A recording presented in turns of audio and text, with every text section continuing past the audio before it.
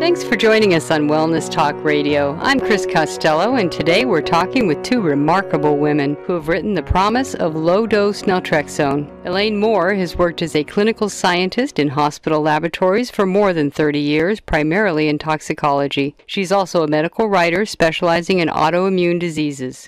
You can find out more about Elaine at elaine-moore.com. Our first guest, Sammy Jo Wilkinson, began having symptoms of multiple sclerosis in 1995. After 9 years of conventional therapy, including chemotherapy, and as she began to lose the ability to walk, she started researching alternatives. And in her research, she discovered the drug Low Dose Naltrexone and began taking it, and almost immediately noticed improvements. So her success with LDN turned her into an advocate for LDN, and she started the website ldners.org. That's ldners.org. And now she spends her time working to get the word out about low-dose naltrexone as a therapy for MS and many other diseases. Sammy Jo, it's great to have you with us today on Wellness Talk Radio. Thanks, Chris. It's good to be on your show. So back in 1995, you started to have some very, very troubling symptoms. What did you experience back then? Well, I was starting to have numb hands and feet and strange sensations. So I went to a neurologist. I thought maybe I had carpal tunnel syndrome. And he said, no, that wasn't it. And he told me to come back, pretty soon. But I went back 6 months later with even more symptoms going on, strange tightness around my chest and starting to have vision problems and dizziness, walking problems. So he did an MRI and diagnosed me with multiple sclerosis at age 30. So you were 30 years old, and were you working at the time? Or? Yes, I had a finance degree, and I was heavily involved in a technology career, and I was actually just starting a venture-backed internet startup at the time too. So I had quite a bit going on, and I continued to work for another 7 years with the illness. Wow! And what was it like to get that diagnosis? Oh, it's pretty devastating because there's so many unknowns with it. Multiple sclerosis comes in a variety of formats, if you would.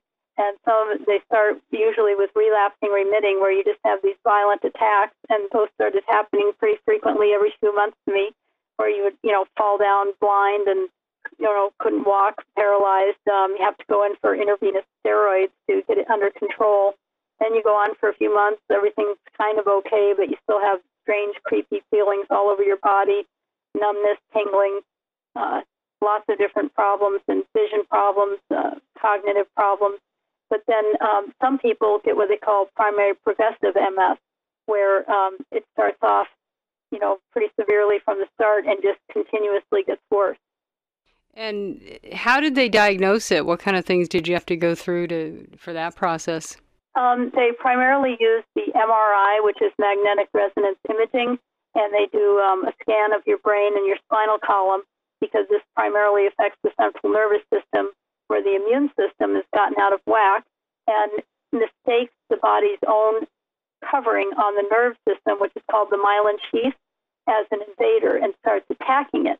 So it damages it, scars it, and that's where the term sclerosis comes from, because there's multiple scars throughout your central nervous system and your brain. And how many people have MS, do you know, in the United States? In the United States, it's at about 500,000. Okay, and then how long does it usually take to get a diagnosis? Oh, some people, they're getting better at it now because just better recognition of it, or, it might be more common, actually, and so there's more diagnosis of it. But some people have gone years and years with just all these strange symptoms, and nobody could diagnose it. And there's also confusion, with different diseases, like Lyme disease can cause, a problem with the central nervous system as well, and cognitive dysfunction. So there's a lot of misdiagnosis problems too. And so when you were first diagnosed, what were the first treatments? There wasn't any, in 1995, there wasn't any FDA-approved medications yet. So the only thing really was the IV steroids, which are pretty hard on the body too, but that would just calm down the inflammatory state so you could function again. And then after about 2 years of that, I decided to try Copaxone, which had been recently approved. And all all of the MS medications are basically injections. Either today, injectables that you do yourself. Copaxone was a daily injection that I had to do into my thighs and stomach. There's interferons as well, brand names of Avonex and Betaseron. Those are intermuscular injections that you give yourself. And lately, they've got one that is given by IV at the hospital. Now, some of these have pretty severe side effects, though. The interferons cause flu-like symptoms. You get injection site reactions. Later on, in like 2002, I started to get worse, and I was told I now had secondary progressive MS. And the only treatment available that they suggested would help me was a form of chemotherapy, also approved by the FDA for MS. And so when you say worse, what kind of symptoms were you dealing with? Just everything progressively getting worse, where my walking was getting worse. I was starting to fall, and just, starting to, worry about my mobility. That must have been really, really terrifying. Yeah, it's not got a rosy outlook, that's for sure. There's no cure, and they don't know the cause of it. And so when you started not being able to walk, what did they tell you to do? I mean, what were your options? Well, I started the chemotherapy that was given every 3 months, and it's a 2-year program. After about 4 months, I needed to get a cane because I was just having so much trouble and falling so frequently. So I started working with a cane, and I was on that and doing the chemotherapy for about a year into 2003. Then I was told that the side effects were too extreme. It was starting to decrease my heart function, and so I had to stop it. At that point, we just gave up on our life in Seattle. My husband needed help taking care of me, so we returned to my home state of Texas, where my family was. And so basically the treatments were just kind of maintaining, there's no promise of recovery. No, and the best that the FDA-approved medications offer is to slow progression. They don't even, and the studies show there's about a 30 to 45% success rate with slowing progression, but they do nothing for easing the symptoms and the discomfort, and many people also have severe neuropathic pain with MS.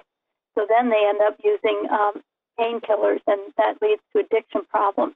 And so when you were told that you need a wheelchair, what did you do? Well, that was, I kept trying to walk with a cane, but it got to the point where I couldn't even leave the house. And I was evaluated by the doctors and approved by the insurance for, this big, expensive motorized wheelchair. And that was pretty much a low point at the end of 2003. And I took one more look on the internet and found patients talking about this, a pill. It wasn't a needle, it wasn't an injection or an IV. It's called Low Dose Naltrexone. And they were saying that it not only slowed progression, but also offered symptom relief. And this is after you'd done injections for many years and chemotherapy? Yeah, I can tell you I was really disappointed. I hadn't looked harder on the internet before that.